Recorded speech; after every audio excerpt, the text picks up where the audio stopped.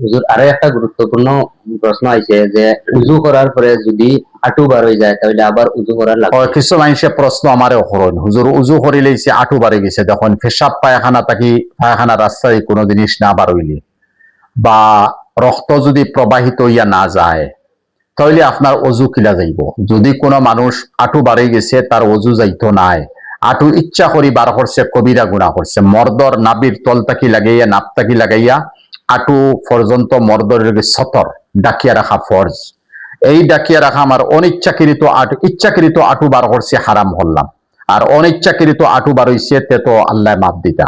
এখন ইচ্ছাকৃত অনিচ্ছাকৃত যদি আঁটু বাড়ে গেছে অজু যাইতো না। তার মিসাল যেমন ফতোয়ার কিতাবে লেখা আছে, কোন মানুষে বাথরুমও গোসল করছে উলঙ্গ হইয়া, যদি গোসল করে লইছে তার অজু আর দ্বিতীয়বার করা লাগতো নাই, যেহেতু তার আঁটু বার হইছে সারা জিসিম বার হইছে, এর ফলে তার অজু করার শর্ত নাই। যদি কোনো মানুষে অজু আবার করিয়া নমাজ পড়ে তে মোস্তাহাবের উপরে আমল করব, বাকি তার অজু হয়ে গেছে।